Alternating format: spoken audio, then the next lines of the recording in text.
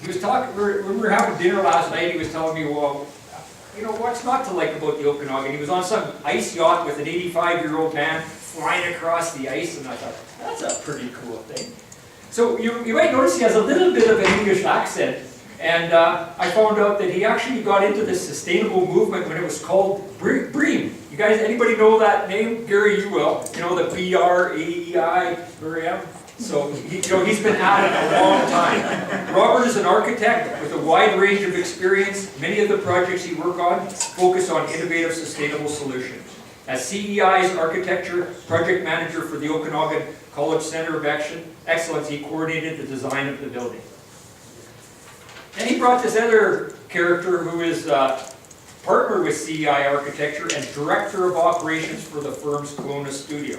So I also got the pleasure of meeting Tim last night and finding out, well, why did you move to Kelowna to go on the ice yacht with Robert? No, he just wanted to get really connected to nature. He loves the outdoors, which is why he's a sustainable architecture. So without further ado, I'm going to let you guys take it from there.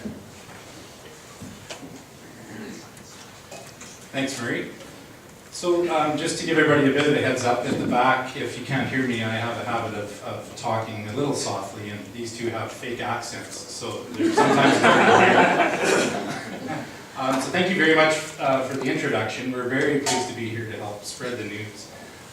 So I'm just going to outline a little bit of our presentation, and then we're going to do our best at an integrated project delivery effort of the presentation here. So we want to talk a lot about the project. The most important factor to the project is really the design process that we followed, and it was an integrated process. We also want to talk about the Living Building Challenge. The project wasn't initiated with the Living Building Challenge in mind, but as you can see from the title of the project, it had huge aspirations right from the beginning for sustainability. And Living Building Challenge was really the result through the selection process of the endeavor that we all decided to embark on together. So we're going to talk a bit about the process after Robert gives us a bit of an outline on Living Building Challenge, and then get into the detail of the project itself. Hello. So yes, just to talk a little bit about the background of Living Building Challenge. I'm sure some of you are very familiar with it, but I'll just do a quick overview for those who aren't. We all know the challenge that Alden spelled out so clearly this morning. We know where we're coming from. And you're probably all familiar with this, the LEED checklist. The Living Building Challenge seeks to go beyond that. It was developed in Cascadia in the Pacific Northwest part of the US and the Canadian Green Building Council. And it was designed to push the boundaries and set new benchmarks in terms of sustainability. So, Living Building Challenge, I'm going to do a very quick overview, and do go onto the website if you want to dive into more detail. But I'm going to start with a metaphor. They use a metaphor of a plant or a flower, in that a plant or a flower grows on a very specific site, only using the materials and the water and the resources that's available on the site.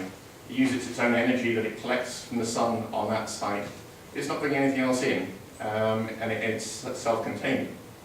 And it does this with grows and flourishes without polluting, and it comes out with typically a very beautiful solution. So if you take that metaphor into the Living Building Challenge, that's their aspiration, that buildings will do the same. All the resources from the site.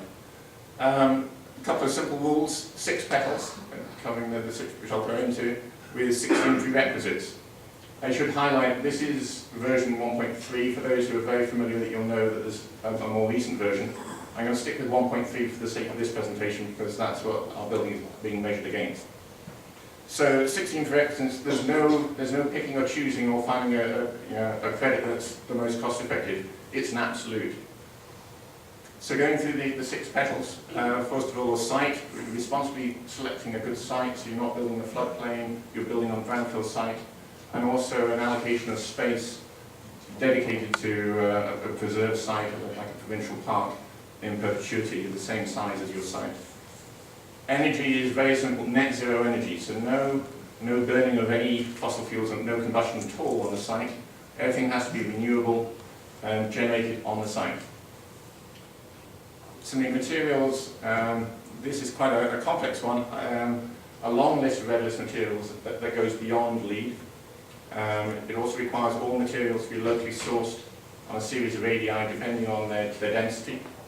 And then there's a bunch of others. I'm just going to skip over very quickly to give you an overview.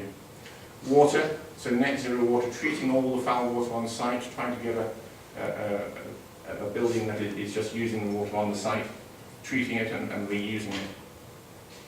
Indoor air quality, trying to give control back to the individuals. So that the requirement here can be summed up that every workspace within the building has to be within 30 feet of an open window for natural ventilation, for daylight and for views throughout the building.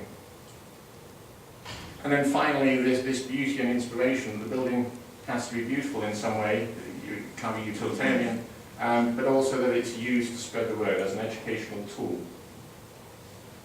And I'm going to hand back to Tim. Thanks, Robert. I should probably clarify that Robert's last name is Parlane. He comes from the clan McFarlane, but I'm a third generation Scottish Canadian, and Gary's off the boat, so we're not really ready for him to claim his late heritage. So just an overview of the conception of the project. And what we want to clarify when we talk about Living Building Challenge and the process that we followed is we had a number of strict parameters that were put on the project right from its inception. So the project was really conceived and funded in April of 2009, and it is a KIP-funded project. So the Knowledge Infrastructure Program is part of the incentive from the federal and provincial governments. With that came a finite budget and a finite timeline. So the project was funded under conventional means. There was a conventional process that was followed to determine the teaching spaces, etc., how that would be funded, and the budget was established. The budget was not established for a sustainable project or living building or anything like that in consideration. So I just wanted to point that out. And then the timeline did not allow us any delay in the process, so it was right from the beginning a fast-track project.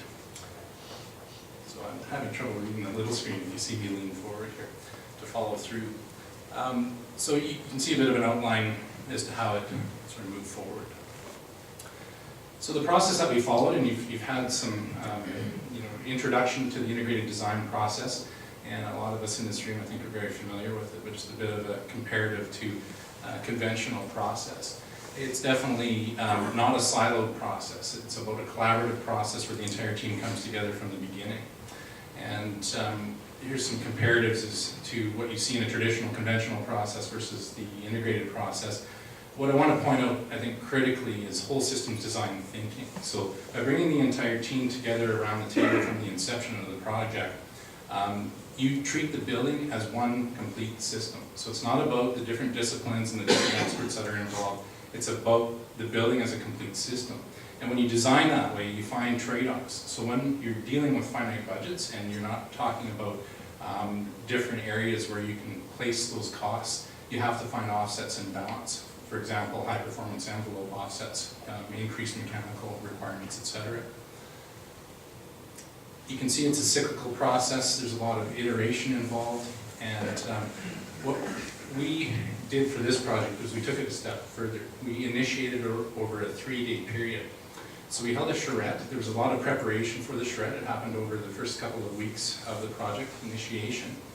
And what that was some preliminary planning, confirmation of the program for the building, etc., and really finalizing what the goals of the college were for the project. So in our interview for selection, we went through a conventional RFP process, EOI RFP. In our interview, we were asked the question of what's out there for sustainability? What's the next thing? Obviously, given the ambitions for the project, what can we do? So accepting the Living Building Challenge, at the time that we did it, it was new. There were no projects that had gone for certification. In fact, in 2010, there are only 2 projects that have attempted to get it. They were both under 600 square meters, and this project is over 6,000 square meters. So it was quite an endeavor from the beginning. So breaking it down into a 3-day process, we focused on site on the first day, and we had about 60 different participants. So we had faculty, we had students, we had members of the community, we had members of the municipality, we had the executive, and the entire design team. And when we say the entire design team, we went through a competitive selection process to appoint a construction manager. and that process, PCL was a successful construction manager. We were selected prior to that, so the design team had some input into who the construction team representatives might be.